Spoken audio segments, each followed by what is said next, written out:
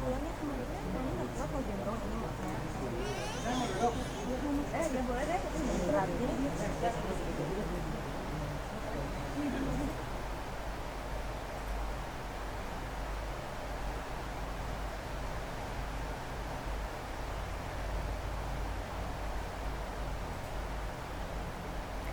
Halo Tribuners, jumpa lagi bersama dengan saya Mutiara dalam tayangan berita selebritis di Tribun Lampung. Kami akan menyajikan informasi menarik dan terupdate seputar selebritis tanah air untuk Anda. Dan inilah berita selebritis selengkapnya. Kabar pertama adalah kabar duka datang dari keluarga Syahnas kenang permintaan Mami Popon sebelum meninggal. Kabar duka datang dari keluarga Sultan Andara Raffi Ahmad, di mana sang nenek Mami Popon dikabarkan meninggal dunia pada hari Sabtu 31 Desember 2022 di rumah. Kesedihan dirasakan seluruh keluarga termasuk adik kedua dari Raffi Ahmad, yakni Syahnas Sadikah yang terlihat berada di rumah sang ibu Ami Konita di kawasan Lebak Bulus, Jakarta Selatan. Syahnas menceritakan mengenai permohonan Mami Popon yang sempat disampaikan kepada dirinya sebelum sang nenek jatuh sakit. Ia menceritakan jika Mami Popon ingin diajak berjalan-jalan keliling Jakarta yang untungnya sempat terrealisasikan. Memiliki kedekatan dengan sang nenek, Syahnas menceritakan bahwa sosok Mami Popon di matanya adalah sosok yang cerewet. Tak hanya itu, Syahnas juga menceritakan jika Mami Popon pernah meminta untuk diajarkan berbalas pesan di aplikasi chatting.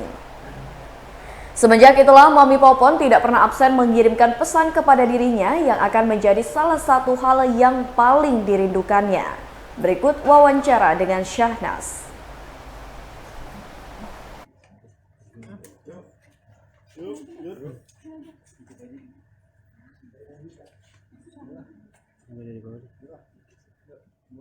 Ayo. Ya. Kakak Syahnas turut berduka cita sebelumnya. iya makasih buat teman-teman. Kakak Syahnas kalau boleh tahu waktu ketika mendapatkan kabar duka ini lagi di mana gitu dan seperti apa? Tadi dengar aku pas lagi ada kerjaan dikabarin gitu kalau udah sekarat banget kondisinya. Memang 2 minggu terakhir 2 minggu terakhir ini memang udah makin turun terus kondisinya Mami gitu kan. Kemarin dia juga sempat masuk ICU lama ya di rumah sakit gitu. Jadi memang kondisinya tuh turun terus sampai akhirnya tadi sore jam 4 ditelepon sama Mbak Gigi gitu, mami apa namanya udah sekarat gitu. Jadi langsung cepet-cepet kesini. Memang selama ini mengikuti perkembangan kondisi Mami Popon. Ngikutin banget karena kan selama Mami sakit nih, Maminya tinggal di Jakarta kan. Biasanya Mami tuh aslinya tinggal di Bandung. Cuman karena pas mulai sakit ini dibawalah sama kita di Jakarta biar deket kan sama keluarga, jadi di rumah Mami gitu. Dirawatnya dari mulai masih di rumah sampai ke rumah sakit, bolak-balik ke rumah sakit itu pokoknya di rumahnya Mami gitu. Jadi emang bener-bener sering ketemu, maksudnya ngontrol Mami banget. Kakak Syahnas selama ini maksudnya selama dekat dengan Mami Popon itu apa sih yang selalu diingat ajarannya dari Mami Popon? Apa ya, deket sama Mami deket banget karena Mami kan nenek aku satu-satunya. Maksudnya dari papa tuh udah nggak punya nenek kakek gitu, jadi tinggal Mami aja satu-satunya gitu. Dekat dulu juga sempat tinggal bareng. Dulu kan waktu papa meninggal Mami tinggal di rumah Bandung tuh, jadi dari zaman sekolah pokoknya dulu tuh hampir tiap hari pulang sekolah tuh pasti ke rumah Mami. Terus Mami sempat tinggal di rumah juga, jadi memang deket banget. Apa ya, diajarin sama Mami, kalau Mami itu kan seneng dandan ya. Jadi kayak mau dimanapun tuh tetap harus menjaga penampilan gitu. Mami itu jadi kayak harus mempercantik diri itu buat diri sendiri, bukan buat orang lain. Jadi mau di rumah juga diam tetap dandan pokoknya. Gitu. Sebelum Mami Popon Iya. pergi gitu, ada pesan nggak sih ke Syahnas? Pesan sih kalau Makanya sebelum kondisinya menurun drop gitu. ya paling selalu ngingetin Mami tuh jangan lupa sholat, ibadahnya gitu. Terus paling lebih sering nanya ini Zenzune sih, sampai akhirnya kan stroke nggak bisa ngomong tuh. Jadi memang udah agak susah komunikasi lah saat itu sama Mami beberapa bulan tuh karena stroke. Ada nggak sih Kak nenek yang sampai yang sampai sekarang kalau ada yang apa ya, alhamdulillah waktu itu kan mami emang udah susah banget kondisinya buat ke Jakarta gitu, cuman waktu itu ya udahlah gitu, dibawa keliling-keliling, pengen keliling-keliling di Jakarta katanya. Jadi dari Bandung sengaja diantar ke Jakarta buat keliling. Ya udah ke mobil sama Mbak Ani ya. Udah bobo. Bobo.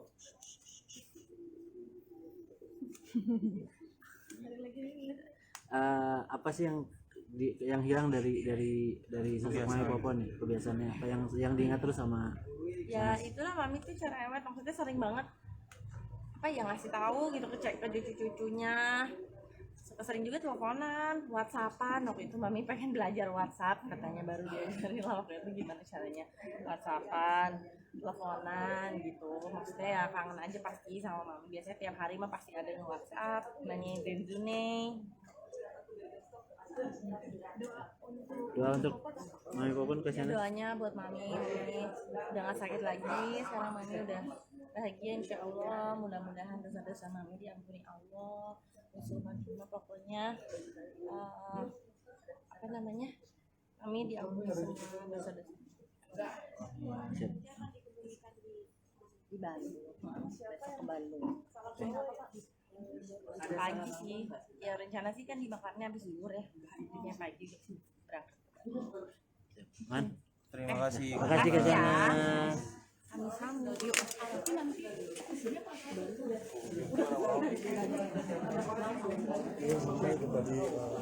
Nggak ketemu ya tadi?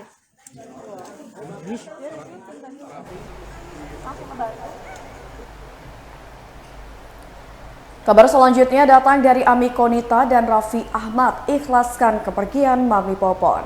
Ami Konita, ibunda Raffi Ahmad, menceritakan kronologi meninggalnya Mami Popon Hanifah pada Minggu 31 Desember 2022. Mami Popon Hanifah adalah ibunda Ami Konita dan juga nenek dari Raffi Ahmad. Ami Konita mengatakan bahwa ibundanya Mami Popon Hanifah meninggal dunia pada pukul 16 waktu Indonesia Barat. Ami menyebut selama 7 bulan ini ibundanya mengidap sakit stroke. Selama beberapa bulan terakhir, Mami Popon sudah dipasang alat bantu ventilator dan dirawat di rumah. Selama menjalani perawatan sebulan terakhir, diakui Ami kalau ibundanya Mami Popon tidak pernah memperlihatkan progres kesembuhan. Dan Ami pun langsung mengumpulkan sanak keluarganya untuk datang ke rumah di mana tempat Mami Popon berada. Saat keluarga sudah kumpul, akhirnya Ami memutuskan untuk menurunkan tensi darah.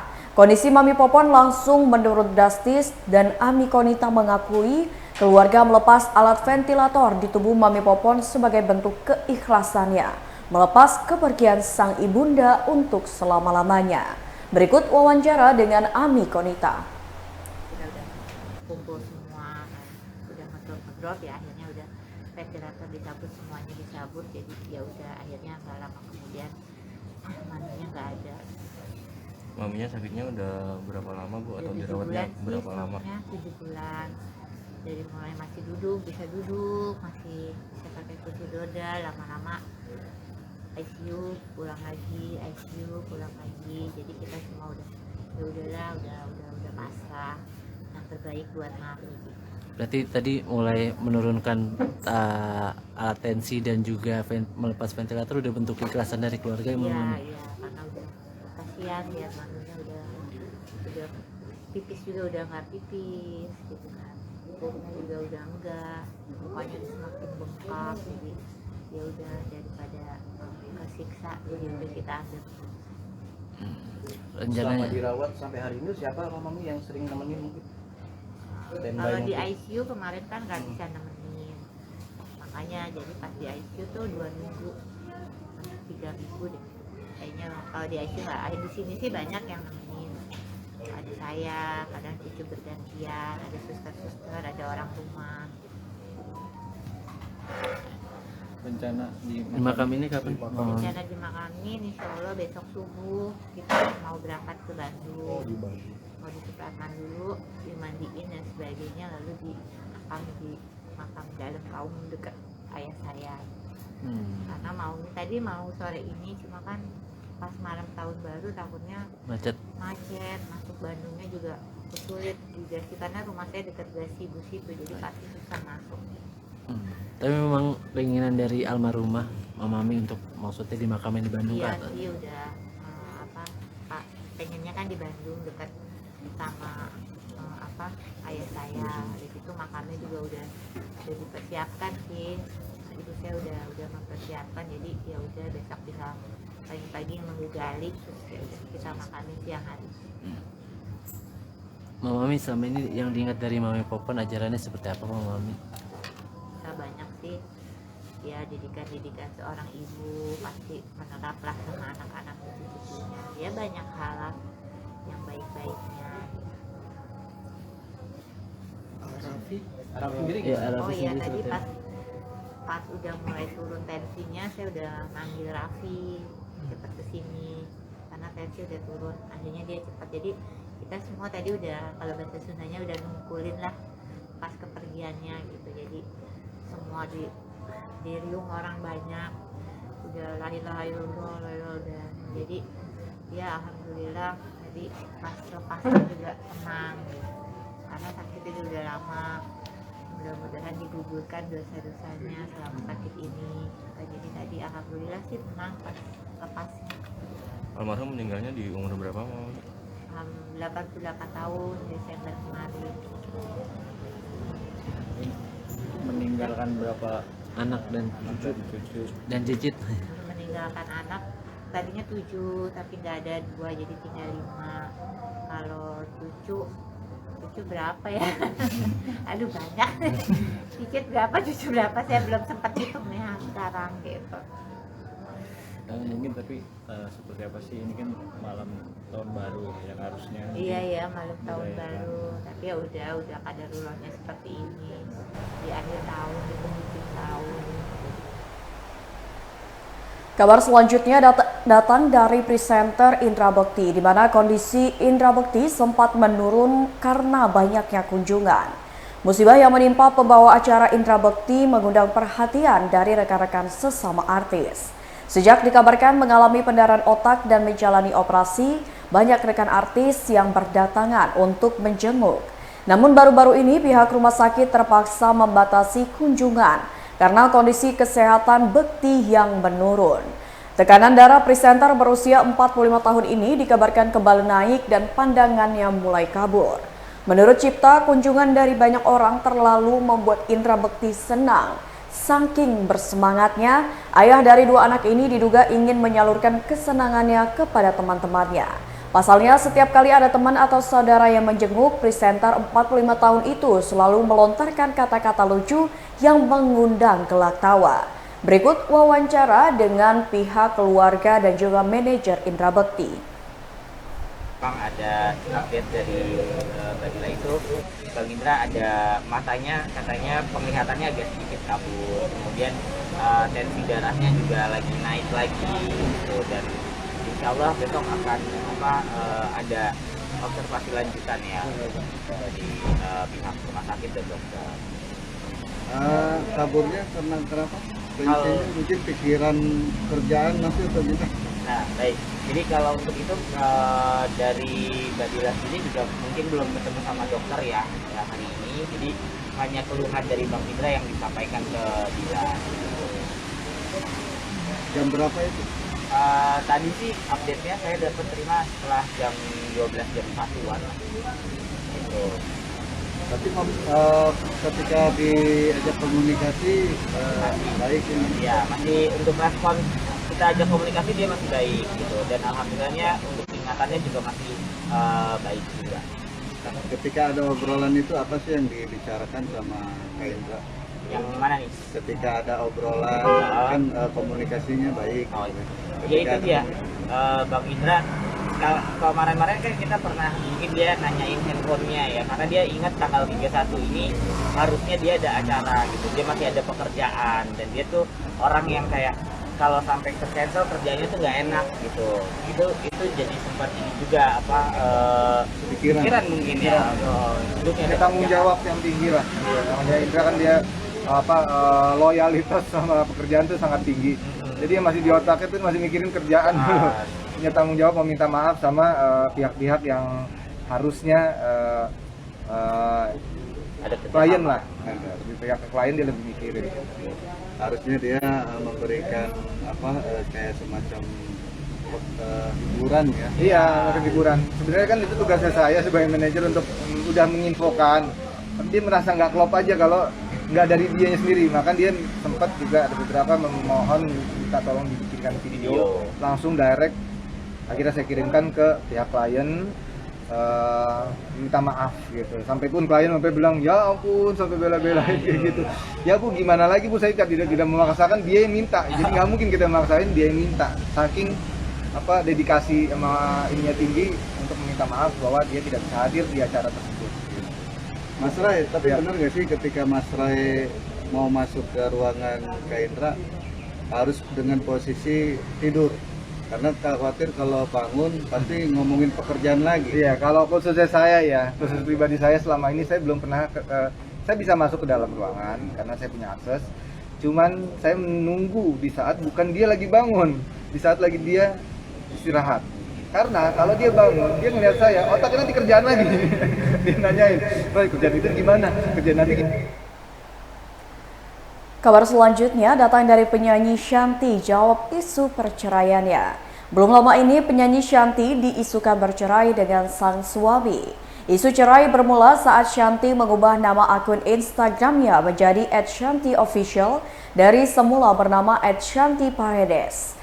Paredes diambil dari nama sang suami yakni Sebastian Paredes. Dugaan semakin diperkuat dengan unggahan di Instagram Shanty yang sudah meninggalkan Hong Kong tempat tinggal suami dan memilih menetap di Bali.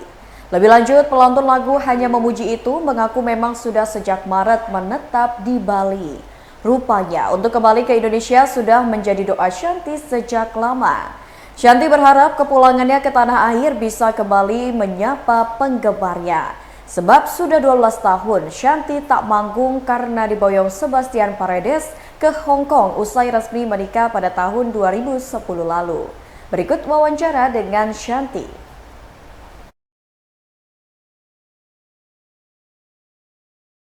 Tapi saya kaget banget dipercaya gitu. Jadi kan berarti saya harus membuktikan bahwa saya tetap bisa menjaga kualitas apa yang dulu pernah saya kasih ke dunia musik Indonesia. Bahkan insya Allah kalau bisa lebih baik lagi gitu. Jadi senang, deg-degan, merasa bangga, tapi ya lumayan agak excited juga sih. Ini udah berapa lama sih nggak nyanyi? Nggak nyanyi. Tiba-tiba nggak nyanyi acara ini. Iya. Lama banget lah Mbak, sejak saya pindah ke Hong Kong kan tahun 2010 tuh. Sebelum-sebelumnya kan aktif nyanyi. Saya kan pindah pas pada saat lagi naik-naiknya. Habis itu palingan saya balik acara wedding, acara yang nggak terlalu besar gitu. Tapi kalau yang skalanya yang dikasih Mulia kayak gini, wah udah lama banget enggak. Jadi thank you banget loh Mulia percaya sama Shanty. Tenang, I haven't lost my mojo. Actually karena udah lama enggak, jadi kayaknya semangatnya malah kayak ayo gitu. Dan alhamdulillahnya tuh kayak memang Allah kalau dan semesta sudah ngasih jalan tuh semuanya jalan lancar aja. Yang band langsung dapet, dancer langsung dapet, bandnya pinter, dancernya pinter, penyanyinya insya Allah pinter juga. Jadi semuanya satu line dan kita cuma 2 kali latihan. Ini yang ketiga. Sementara saya bawain nanti 9 lagu dan banyak medley yang pindah lagu dan ganti-ganti aransemen gitu. Jadi dari segi tarian juga baru, dari segi aransemen juga baru. Bandnya ini baru juga sekali main sama saya, tapi semuanya lancar. Insya Allah I will give my best performance in 12 years in Mulia. Ada yang spesial nggak nanti yang ditampilkan di sini? Oh, banyak gimmick-gimmick gitu. Saya mau bawa props. Jadi saya tuh seneng banget suatu konsep show yang ada konsepnya. Jadi nggak cuma nyanyi aja gitu. Jadi nanti ada 2 segmen. Segmen pertama itu burlesque, seksi-seksi cewek-cewek. Yang kedua itu Vegas showgirl. Jadi bulu-bulu, cewek-cewek yang kaki-kaki jenjang gitu. Mukanya langsung ngangguk-ngangguk. Intinya show ini terkonsep, saya udah pikirin baik-baik dan waktu sudah confirm itu pas saya lagi pergi liburan. Itu pas liburan mikir terus tentang show ini. Detailnya dari kostum, dari konsep, dari mau bicara apa, dari perpindahan aransemen, Zoom meeting sama sama penari, Zoom meeting sama band, everything I did jarak jauh. Jadi baru ketemu itu tanggal 29 latihan. 30 latihan pas setelah ulang tahun. 31 kita JR bareng. Jadi mari kita lihat ntar malam seperti apa. I am so excited. Tapi sebelum latihan di sini, pas dapat tawaran tuh sempet nggak latihan sendiri gitu? Karena Iya, terpisah. mungkin Santi ini udah berapa lama nggak nyanyi gitu ya? Ini pastinya Mas, itu harus gitu. Berita terakhir, sudah memiliki rumah baru, Vanessa Ines belum ingin menikah lagi. Pemain sinetron dan film televisi Vanessa Ines lega saat bisa memiliki rumah hingga 1 unit apartemen sebagai tempat tinggalnya. Di tahun 2022 kemarin, Vanessa Ines juga bisa membeli mobil, rumah hingga ditawari pekerjaan sebagai presenter televisi. Apartemen dan rumah yang dibeli Vanessa Ines itu dibeli sebagai investasi untuk anaknya kelak. Perempuan yang kini berusia 25 tahun tersebut bersyukur mendapatkan banyak pekerjaan di tahun 2022. Penghasilannya dikumpulkan dan dipakai Vanessa Ines untuk membeli rumah 2 lantai bergaya American Classic berwarna putih, hitam, dan abu. Ia sengaja merahasiakan harga rumah impiannya tersebut karena rumah ini adalah hasil jerih payahnya bekerja. Vanessa Ines yang bercerai dari pemain sinetron Rian DY pada 2019 itu sengaja membangun rumah untuk melengkapi tempat tinggal sebelumnya. Saat ini Vanessa Ines masih ingin menikmati statusnya sebagai orang tua tunggal untuk anak sematawayangnya dan belum terpikirkan untuk menikah. Berikut wawancara dengan Vanessa Ines. Semangatnya mereka juga menyambut tim kita, sama kayak aku host, terus ada co-hostku juga yang seorang aktor juga. Karena kalau kayak aku nih hostnya cewek, co-hostnya itu pasti cowok gitu. Oke, selain dapat income gitu dari program ini, apa sih yang didapetin dari Ines dari program yang bisa ketemu masyarakat yang mungkin kehidupannya nggak seberuntung kayak Ines gitu? Ya jauh ya, maksudnya apa ya, di situ aku melihat benar-benar kasih sayang yang sebenarnya gitu loh. Karena kan posisi ekonomi mereka tuh benar-benar yang sulit, mungkin bahkan sehari pun belum tentu mereka makan gitu. Karena aku kemarin dapat target yang bapaknya itu pernah sering malah nggak makan 2 hari gitu. Tapi tuh dia tetap punya istri yang membantu dia walaupun kerjanya harus ditumpukan sampah. Dan kemarin pun aku ngikutin kerjaannya tuh di atas tumpukan sampah, sampai dia bilang saya sampai ngejual anting ibu saya sendiri gitu untuk susu anak saya. Memang sangat-sangat prihatin gitu, dan aku melihat di situ kehidupan apa ya, kehidupan yang jarang banget nih aku lihat gitu kan. Bahkan mereka tuh ikhlas untuk cuma sekedar makan nasi sama air garam, bukan garam ditaburin ya, tapi air garam tuh air panas terus campurin garam, diaduk, taruh di nasi. Mereka ikhlas, sampai aku nggak bisa nangis kan. Maksudnya tuh gini, aku memang seorang pemain sinetron, tapi di program ini tuh aku menunjukkan memang ya kalau aku sedih gitu, aku nggak acting gitu. Di program itu bener-bener ya namanya program reality show kan, realita. Jadi yang aku tunjukkan adalah seorang Ines yang asli gitu. Jadi pernah ada target bapak-bapak, dia kerjanya itu jaring ikan di laut, dan aku waktu itu lagi pas sama Aden Bajai. Itu kita ke laut, ke tengah-tengah itu sampai terombang-ambing segala macam, udah deg-degan dong. Duh, nggak bisa berenang. Asuransi gimana? Aduh, nggak ada jaminan nih gitu kan. Tapi ya apa namanya, alhamdulillah selamat, terus kita lanjut ke rumahnya. Baiklah Tribuners, itulah berita selebritis bersama dengan saya Mutiara. Jangan lupa untuk terus saksikan YouTube Tribun Lampung News Video, Facebook Tribun Lampung, Instagram @Tribun Lampung, dan TikTok @Tribun Lampung untuk informasi terupdate lainnya. Selamat sore dan sampai jumpa.